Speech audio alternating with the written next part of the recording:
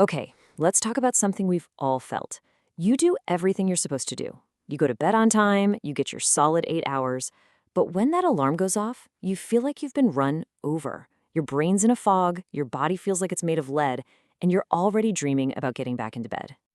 It is one of the most maddening feelings in the world, right? You put in the hours, but you get zero return on your investment. So what is going on here? Why does it feel like sleep just isn't working for you anymore? Well, the answer is probably not what you're thinking. See, here's the deal. We've all been sold this idea of sleep quantity, that magical 8-hour number. But that's only half the equation. The real game changer, the part that actually matters, is sleep quality. What is your brain actually doing during those 8 hours? You can be out cold for the whole night, but is your brain actually repairing itself? For a lot of us, the answer is a big, fat no. And this gets us to the absolute heart of the matter. Your exhaustion isn't really a sleep problem. Nope, it's a symptom. It's a sign that your dopamine system, the chemical in your brain that handles motivation and reward, is completely out of whack. The choices you're making all day long are actually torching your brain's ability to get real rest at night. So let's pull back the curtain and look at what's really happening inside your head while you're lying there thinking you're resting, but getting absolutely none of the benefits. Your brain doesn't just flip an off switch at night. It goes through this amazing, complex cycle called sleep architecture. You've got light sleep, you've got deep sleep, that's for your body to repair itself, and you have REM sleep, which is for your mind and emotions. To wake up feeling genuinely refreshed, you have to cycle through all of these stages over and over again correctly. But here's the problem. When your dopamine and stress hormones are all over the place, your brain can't make those clean transitions between stages. It gets stuck in this junky light sleep. So even though your eyes are closed and you're technically asleep, your brain is just treading water all night long in this semi-alert state. It never gets down to the deep, heavy lifting work it so desperately needs to do. So, where is all this chaos coming from? Well, the crazy part is, the problem doesn't start when you get into bed. It's a direct consequence of the habits and choices you're making from the moment you wake up. And what's wild is how normal all of this is. We're talking about being glued to our screens, grabbing that 3 p.m. coffee to get through the slump, dealing with constant stress, and just scrolling endlessly. Every single one of these things sends a jolt to your nervous system, spiking dopamine and stress hormones and keeping you in a state of fight or flight all day long. Okay, so let's play detective here. We're going to do a proper diagnosis and look at the biggest, most common saboteurs that are absolutely wrecking your sleep quality one by one. First up, the obvious one, the screen. We all know the blue light from our phones is bad, but it's a devastating one-two punch. First, the light itself physically suppresses melatonin. That's the critical hormone that screams, "It's nighttime, go to sleep," to your brain. And second, the content you're watching, the news, the emails, the endless TikToks, it's a dopamine slot machine, hyping your brain up right when it should be powering down.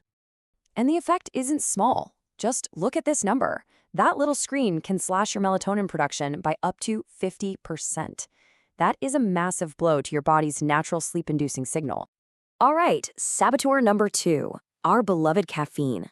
You might be thinking, hey, I can drink a coffee at 4 p.m. and I fall asleep just fine. And maybe you can. You might fall asleep, but the caffeine is still having a party in your brain, physically blocking the receptors that your brain needs to use to get into that deep, restorative sleep. Seriously, just think about the math here. Caffeine has a half-life of about 6 hours. That means that cup of coffee you had at 3 p.m., half of that caffeine is still washing around in your brain at 9 p.m. You are literally poisoning your deep sleep before your head even hits the pillow. Next up is cortisol. This is your body's main stress hormone. A good way to think of it is as your built-in wake-up alarm. Now, when you're stressed out all day long and you don't do anything to process it, those cortisol levels stay high into the night. Your body is basically on high alert, thinking there's a predator nearby, and it keeps you in a light, restless, and vigilant state of sleep. And, this one. This is such a modern trap. It's 10 p.m., you've worked, you've taken care of everything else, and this is the very first moment you've had to yourself all day. So what do? You stay up late scrolling or binging a show to finally relax. But that isn't rest. You're just chasing a cheap dopamine hit. You're trading precious, high-quality sleep for a quick fix of stimulation, and it just digs you into a deeper hole of exhaustion for the next day. And of course, there's a whole supporting cast of other factors. An inconsistent sleep schedule totally confuses your body's internal clock. A bedroom that's too warm or has too much light can physically stop you from getting deep sleep. And if your daily habits have wrecked your dopamine system, you end up with that classic wired but tired feeling. You're completely exhausted, but your brain just refuses to switch off. Okay, that was the diagnosis. It might sound a little grim, but here comes the really empowering part. All of this is fixable. So let's talk about the exact actionable game plan to reset your brain and finally start building the high-quality sleep you deserve. Let's start with a rule that's so simple you can't forget it. 10, 3, 2, 1, 0. It goes like this. 10 hours before bed, you're done with caffeine. 3 hours before bed, no more big meals or alcohol. 2 hours out, stop all work. 1 hour before bed, no more screens. And in the morning, 0. That's how many times you hit the snooze button.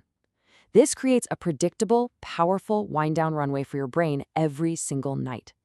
The second key is what you do the second you wake up. This one is a non-negotiable game changer. Get 10 to 15 minutes of direct morning sunlight within 30 minutes of waking up. Why? Because that blast of light is what sets your internal 24-hour clock. It tells your brain, hey, the day has officially started, which then programs it to release melatonin at the right time that night. You were literally fixing to night sleep this morning. And what about that stress hormone cortisol? Well, you can't just ignore it and hope it goes away. You have to actively signal to your body that the stressful day is over. Spend about 30 minutes before bed doing something to clear it out. Journaling, some simple breathing exercises, gentle stretching, meditation. Any of these things sends a powerful message to your nervous system that says it's safe now. You can power down and recover. So there you have it. You have the diagnosis and you have the protocol.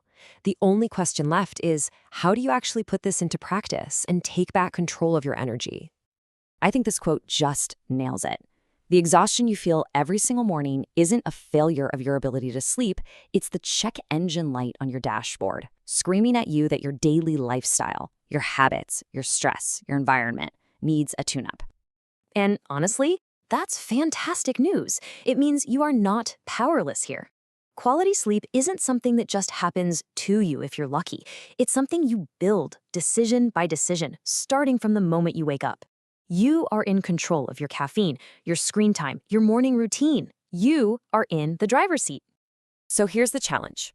Don't try to change everything overnight because that never works. For the next 7 days, just pick one thing from our list. Just one. Maybe it's no caffeine after 2 p.m. Maybe it's kicking your phone out of your bedroom an hour before you sleep. Commit to that one single change and just notice how you feel when you wake up. Because the goal isn't just to get more hours in bed. It's to get more life out of the hours you already have.